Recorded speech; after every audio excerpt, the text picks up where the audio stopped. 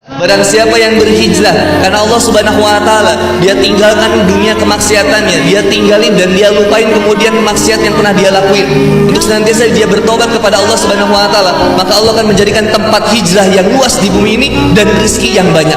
Pasti nggak akan sulit kehidupan. Kalau orang berusaha mendekat kepada Allah, Allah lebih dekat sama kita.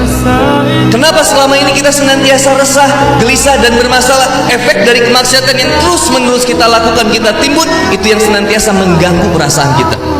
Secantik apapun istrimu, selucu apapun anak-anakmu, setinggi apapun jabatanmu, sebanyak apapun income-mu, tolong jangan pernah menomorduakan orang tua dalam hidupmu.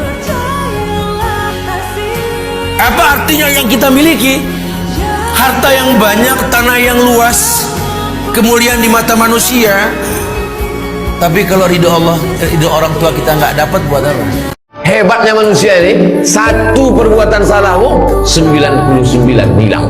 Tapi hebatnya Allah, satu tobatmu 99 dosamu hilang. Lalu yang kau cari ini ridho Allah apa ridho manusia? Ridho Allah. Kalau mau dicari ridho manusia ini capek kita. Sekali kita salah, 99 amal baik kita hilang.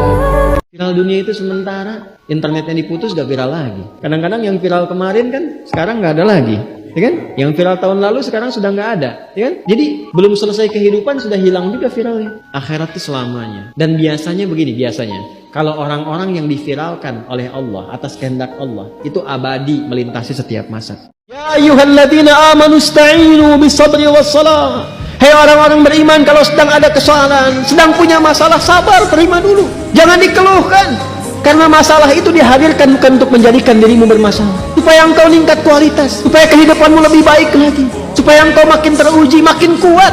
Dan tidak mungkin, kata Allah, aku menguji kecuali engkau sanggup mengatasinya. Akan tiba masa di mana maksiat itu akan hadir di sekitaran kita tanpa bisa dibatasi. Sekarang datang kepada kita sendiri. Di handphone ada maksiat, di TV ada maksiat, di internet ada maksiat, sehingga sulit membedakan mana yang benar, mana yang salah, mana yang baik, mana yang keliru. Pada saat itulah Nabi berpesan kepada kita, jika tiba masanya, segala berhijrah kepada Allah Subhanahu wa taala untuk memperbanyak amal soleh dan meninggalkan amalan yang sia-sia. Sesungguhnya pertolongan Allah itu dekat, cuman kitanya yang jauh dari Allah Subhanahu wa taala. Jodoh itu dekat, cuman kita yang jauh dari Allah Subhanahu wa taala. Harta yang kita inginkan itu dekat, cuman kita yang jauh dari Allah Subhanahu wa taala. Yang kita kejar dunia. Kalau fokus sama jodohnya, Allahnya dilupakan. Fokusnya Allahnya dulu, jodoh Allah yang akan hantarkan. Fokusnya bukan ke pekerjaan, fokusnya Allah yang dulu difokuskan, maka pekerjaan akan beres. Makin baik iman seseorang kepada Allah, makin besar rasa bergantungnya kepada Allah. Gak mungkin seseorang yang mengaku beriman kepada Allah tetapi ragu untuk menyerahkan hidup dan urusannya kepada Allah. Gak mungkin. Itu hal yang bertolak belakang. Sehingga ketika kita menjadi seorang mukmin, harusnya kita menjadi orang yang paling kuat dalam berserah dan menggantungkan hidup serta urusan kita kepada Allah Subhanahu wa taala. Di antara ciri orang yang tawakalnya baik itu adalah muncul tuma'ninatul qalb, muncul ketenangan di dalam hatinya. Itu buah dari tawakal.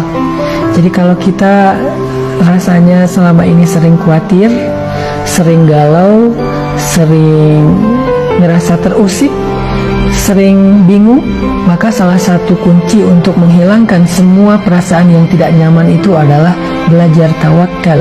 Kalau hidup kita senantiasa mengingat Allah, kita akan diberikan ketenangan dalam setiap persoalan yang kita hadapi.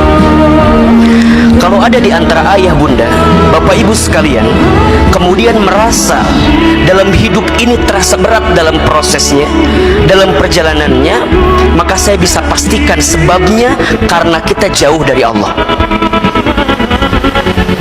Kenapa rumah tangga itu terkesan punya persoalan yang berat? Satu jawabannya, jauh dari Allah. Diketahui kalau engkau sedang punya masalah, katakan pada dirimu, pasti mudah, pasti ada solusinya. Jadi kalau diri kita begitu, itu akan ringan menghadapinya. Maaf ya, dibandingkan Anda menulis status, akan selesai. Ternyata kamu tidak seperti yang aku kira. Kamu capek. Udah ya, pasti selesai, pasti bisa. Nah sekarang persoalannya, cara kita mengatasinya, ikhtiarnya bagaimana sekarang? Nah supaya kuat, maka kadang-kadang ada tindakan yang keliru, kadang mengeluh, kadang curhat gak jelas, kadang cerita ke orang, alih-alih kemudian kita mengadu kepada Allah, atau puncaknya malah menyalahkan Tuhan. Maka diturunkanlah oleh Allah sebuah zikir lewat lisan Nabi Yunus alaihissalam yang kalau dibacakan seketika Allah tenangkan keadaan jiwa, dibuang keluh kesah, dan langsung diberikan jalan terbaik untuk mendapatkan nikmat yang diharapkan. Apa bentuk zikirnya? La ilaha illa anta subhanaka inni kuntu minadh dhalimin. La ilaha illa anta subhanaka inni kuntu minadh dhalimin.